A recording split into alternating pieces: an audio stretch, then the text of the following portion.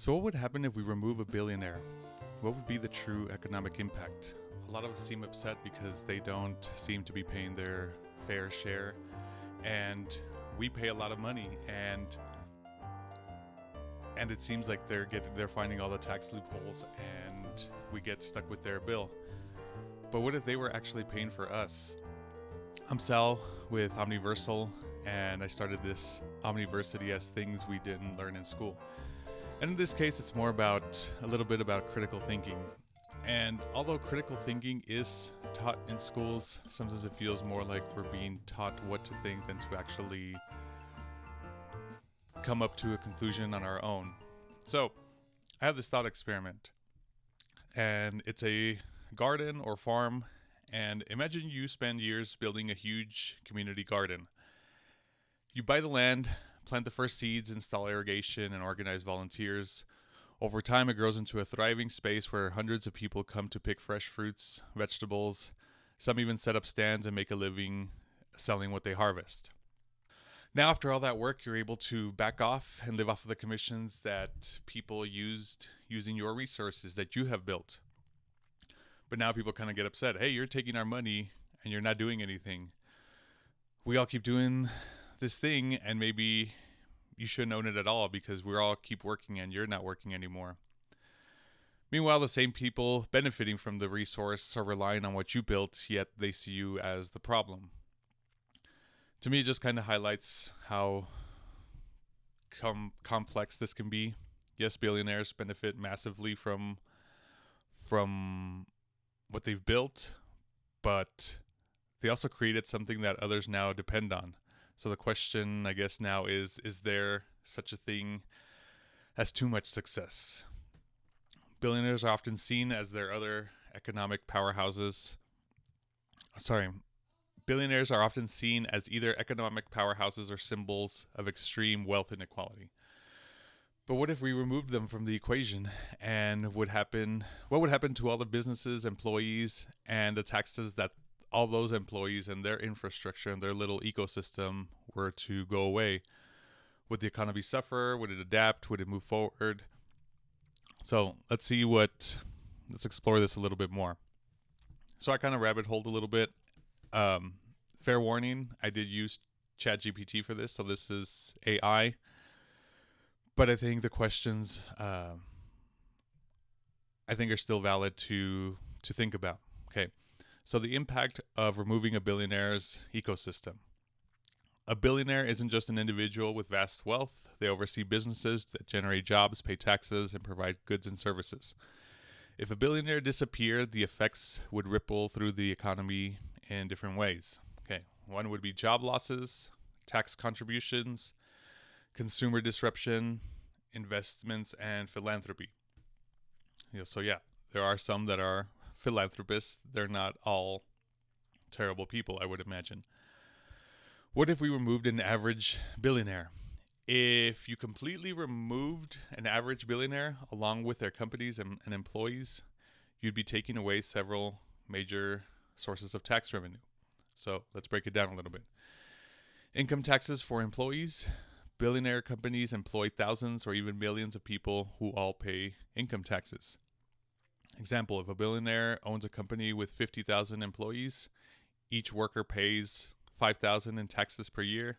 That's $250 million per year in lost tax revenue. Corporate taxes. So although the billionaire themselves aren't being taxed, the corporations are still being taxed. Companies pay corporate income taxes on their profits, and if the billionaire's company makes $5 billion in profit and pays 21% in corporate taxes, that's $1.05 billion in lost tax revenue per year. Payroll taxes. Companies and employees both pay payroll taxes. If the company spends $3 billion on salaries, payroll taxes would be about $450 million lost per year. Sales taxes from workers and operations. If all the employees and all the company itself stop spending money, the state loses out on sales tax revenue. So if the workers collectively spent $2 billion per year on goods and the average sales tax is 7%, that's $140 million in lost tax revenue per year. Property taxes. The billionaire owns expensive buildings, land, and homes that all generate property taxes. So if they own $500 million in real estate taxes and pay 1.5% property tax, that's $7.5 million per year lost. Capital gains and investment taxes. Billionaires sometimes sell stocks or businesses and pay capital gains taxes.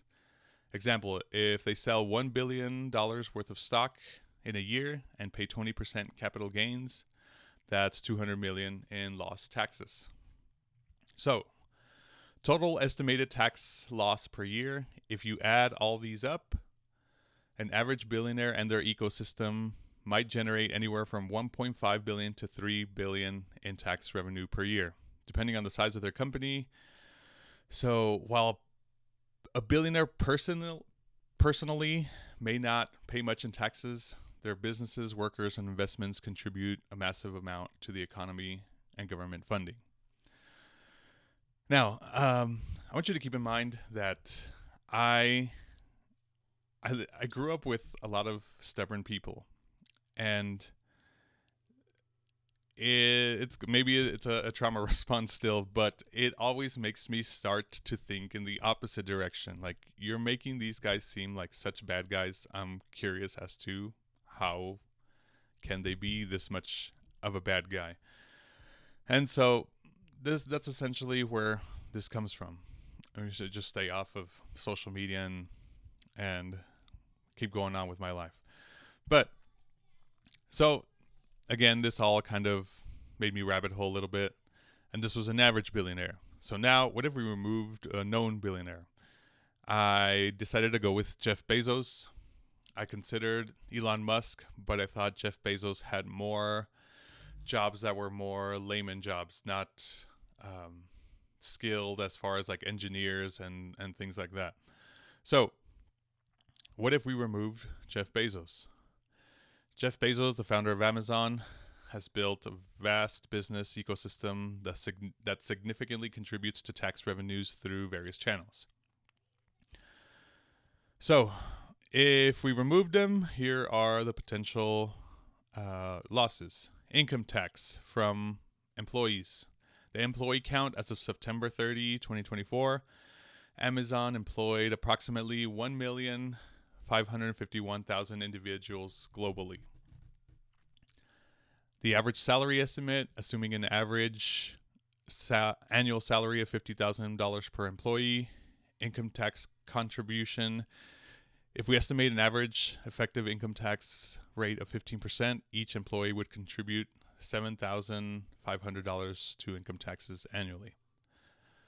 So total income tax from employees, 1.5 million employees times 7,500, that's $11.63 billion per year. Corporate taxes.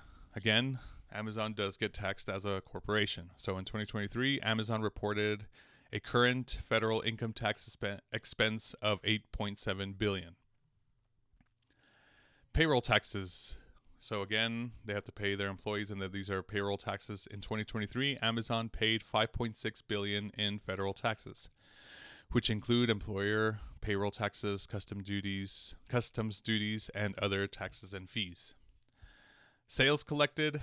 So in 2023, Amazon collected $20.5 billion in various federal, state, and local taxes on behalf of employees and customers. So us as buying from Amazon, they generate sales tax revenue. Property taxes. This one had trouble finding what their actual property taxes had, so it didn't really give me much information on it. So, summing up all the figures, the total estimated annual tax contribution from Amazon from removing a Jeff Bezos-like character would be $11.63 billion in income tax, $8.7 billion in corporate taxes, $5.6 billion in payroll taxes, and 20.5 billion in sales taxes. This totals up to 40.83 billion annually, not including the property taxes that we talked about. Therefore, the disappearance of Jeff Bezos' business empire would result in a significant loss of tax revenue, underscoring the substantial economic impact of such large corporations. So, again, still gears were churning, and that made me think, what does an average American contribute to taxes? So how much would it be in income tax? The average salary is $60,000 per year as of 2023. Effective federal income tax is about 13% for middle income earners. Income tax paid is $7,800 per year. State income tax varies, but typically adds another 3 to 6%. So that's another $2,400 per year in high tax states. And total income tax, federal and state, $7,000 to $10,000 per year. Payroll taxes, 7.6 of your income. Out of a $60,000 average salary, that comes out to $4,500 per year per worker. Sales tax, Americans spend a large portion of their income tax on taxable goods. Groceries, gas, entertainment. Estimated spending on taxable goods is about $20,000 per year. Average sales tax is 7%. So sales tax paid is about $1,400 per year. Property tax. If you own a home, average home value is $350,000. Average property tax rate is 1.1%. Annual property tax is $3,850 per year. It varies by location. Other taxes and fees: gas, car registration, tolls, and taxes, utility taxes, estimate another $1,000 to $2,000 per year per person. So that came out to about $15,000 a year that we all contribute per person per year, the average American. So in Jeff Bezos' Amazon ecosystem, if Jeff Bezos' Amazon ecosystem contributes $40.83 billion per year, and the average person contributes $15,000 to $22,000 per year, how many would it take to kind of make up this revenue? To find out how many, we divided it. So it's 40.83 billion divided by 15,000. That equals 2.72 million people.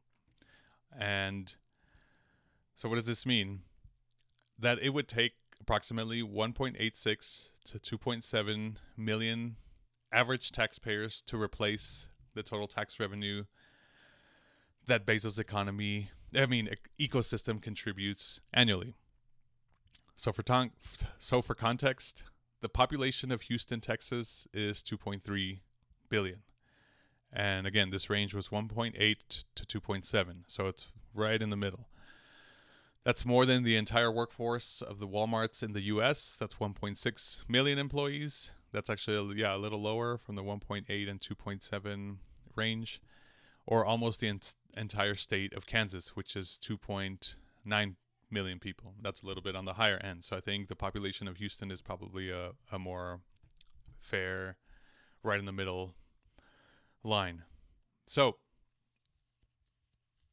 again, I just rabbit holed, and it made me curious as to, are these billionaires as awful as we make them out to be?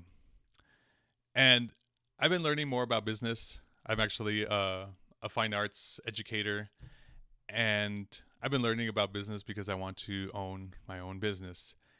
And the more I learn, the more stuff makes sense as far as how a lot of these billionaires are like Elon Musk and Trump are trying to run the country. A lot of it, I do see it from the business perspective. And I didn't understand that before, at least from his first term. And I know I've heard politicians wanting to run economies essentially like a business. And it's starting to make a little more sense. I don't have the full picture. And again, this isn't to try to tell you that billionaires are good. I think if anything, this is all really good info, but I think the question is, the question that it left me in my head was that if they are contributing this much and they provide this much jobs and revenue, and it did make me rabbit hole a little bit more, but I'll leave it for another video, is to why aren't they paying more? And this pretty much just comes down to being their choice. So this comes down to more of a morality issue rather than to force them to do it. And if you're ever forced to do something that you kind of, I don't know, you don't really agree with, then it just kind of leaves a bad taste in your mouth. And my understanding of this is if they were to be taxed the way we want them to be taxed and what we think would generate the amount of money that we think it would generate, they're going to want to leave the U.S., meaning they would take their jobs and the corporations to some other country. I don't know what other countries have similar systems as the U.S. that would be comparable. But it would start leaving these holes. And I don't know if we're prepared to have those holes there. We think this is the problem, make them pay more. But if someone's making you pay more when you have another option, why would you stick around? So, again, this is more for critical thinking. Like I said, I'm not trying to make you think one way. I think there isn't one answer. I think we come to a clearer conclusion when we want the same end goal. And right now, I don't think we have all agreed on what we want as an end goal from our economy, what we want from these billionaires, what we want from. We do want to be paid more, but essentially, how do we make them pay more? I think, again, it comes down more to a morality thing, and how do we make them more morally accountable? By forcing them, it's not really changing their mind. It's just you're just making them do something they don't want to do, and I don't think that's ultimately gonna fix the problem. So I'd love to hear your thoughts and comments on this. Am I on the right path and the way I'm thinking about this? Is there anything I've missed? Things you guys have thought of? Are you a business owner? Are you not a business owner? Do you work in a good company that pays well? Or do you work in a company that has a big gap from the CEO to the workers? So anyways, again, I'm Sal with Omni-Versal, just helping to educate a little more from the stuff we didn't learn in school. All right, that's it. Bye.